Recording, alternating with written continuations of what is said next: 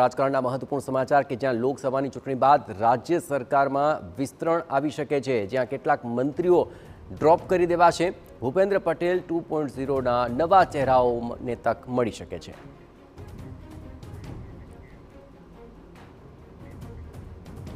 હવે નવા ચહેરાઓમાં કોનો સમાવેશ થઈ શકે છે તેને લઈને ઘણી ચર્ચાઓ ચાલી રહી છે।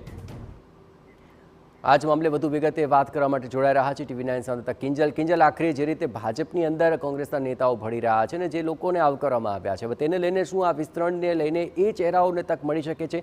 કયા એવા ચહેરાઓ છે કે જેને આ નવા વિસ્તરણની અંદર કોઈ સ્થાન મળી શકે છે? કિંજલ।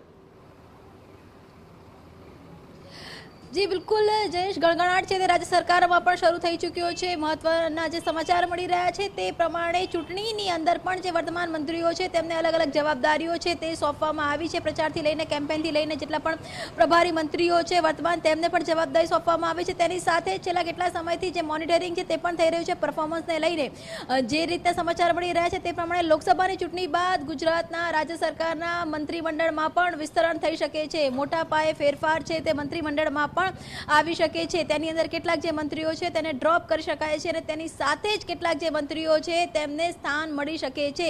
જે સ્થાન મળી શકે છે તેની અંદર વાત કરવામાં આવે તો અર્જુન મોઢવાડિયાના નામની પણ ચર્ચા ચાલી રહી છે કે જો અર્જુન મોઢવાડિયા ચૂંટણી પોરબંદરથી લડી રહ્યા છે, તે જીતે તો તેમને મંત્રીમંડળમાં સ્થાન છે તે મળી શકે છે। તેની સાથે સીજે ચાવડાના નામની પણ ચર્ચા ચાલી રહી છે કે સીજે ચાવડાને પણ સૂત્રોનું માનીએ તો આ પ્રકારનું કમિટમેન્ટ હતું તે કરવામાં આવ્યું હતું કે ચૂંટણીમાં જીત્યા બાદ તેમને મંત્રી પણ બનાવવામાં આવશે। હાલાકી ભૂતકાળમાં હાર્દિક હોય, કલ્પેશ ઠાકોર હોય તેમને પણ આ પ્રકારનું કમિટમેન્ટ કરાયું હતું, પરંતુ હજુ સુધી તેમને મંત્રીમંડળમાં સમાવેશ મળ્યો નથી। પરંતુ જે રીતે અર્જુન મોઢવાડિયાની વાત આવી રહી છે, જે રીતે જે ચાવડાની વાત આવી રહી છે, બંને સિઝન્ડ નેતાઓ છે, સિનિયર નેતાઓ છે અને હવે જો તે ચૂંટણી જીતે છે તો મંત્રીમંડળમાં તેમને સ્થાન મળી શકે છે અને જો તેમને સ્થાન મળે છે તો સ્વાભાવિક રીતે કેટલાક મંત્રીઓ છે તેમને ડ્રોપ પણ કરી શકાય છે। ડ્રોપ કરવાના મંત્રીઓમાં રાઘવજી પટેલનું નામ ચાલી રહ્યું છે કેમ કે તેમની જે તબિયત છે તે નાદુરસ્ત છે।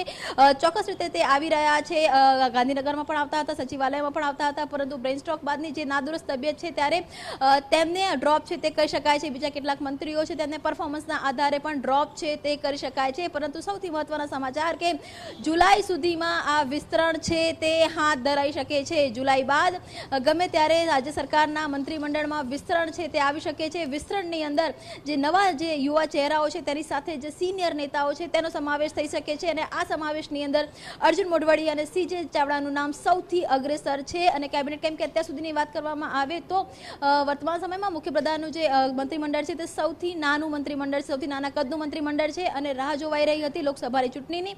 લોકસભાની ચૂંટણીના પરિણામો બાદ જુલાઈમાં ગુજરાતમાં પણ આ જે તજવીજ છે તે હાથ મુકાઈ શકે છે। નવા ચહેરાઓને પ્રાધાન્ય મળી શકે છે અને તેની સાથે જ આ બંને સિનિયર નેતા અર્જુન મોઢવાડિયા, સીજે ચાવડાને પણ પ્રાધાન્ય મળી શકે છે।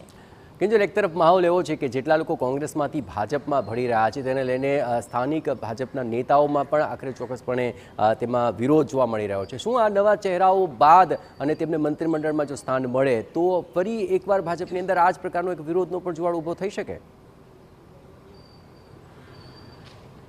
જયેશ, વિરોધ સ્વાભાવિક છે અત્યારે થઈ રહ્યો છે, પરંતુ જો અત્યારના બી મંત્રીમંડળની આપ વાત કરો તો કુંવરજી બાવળિયા જે કોંગ્રેસમાંથી ભાજપમાં આવ્યા હતા તેમને મંત્રીમંડળમાં સ્થાન મળ્યું છે।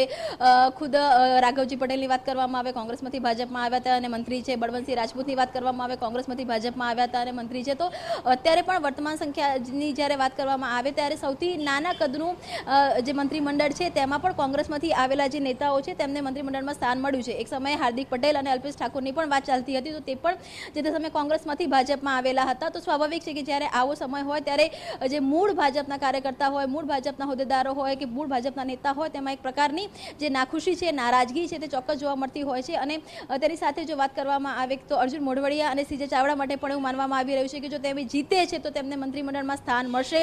અર્જુન મોઢવાડિયા માટે એવું માનવામાં આવી રહ્યું છે કે અર્જુન મોઢવાડિયાને કેબિનેટ કક્ષાનું મંત્રીમંડળ આપવામાં આવશે, જ્યારે સીજે ચાવડાને રાજ્ય કક્ષાનું મંત્રીમંડળ આપવામાં આવશે। લગભગ આ જે વાત છે, આ મેસેજ છે તે જે કોર ટીમ છે, કોર ટીમમાં ઓલરેડી નક્કી થઈ ચૂકેલો છે અને જુલાઈ બાદ એટલે કે જૂનની અંદર જ્યારે સરકારનું જે પિક્ચર છે કેન્દ્ર સરકારનું તે ક્લિયર થઈ જાય, કેન્દ્ર સરકારનું મંત્રીમંડળ બની જાય, ત્યારબાદ ગુજરાતની જે કવાયત છે તે હાથ ધરાશે અને ગુજરાતના મંત્રીમંડળમાં ધરખમ ફેરફાર છે તે થશે।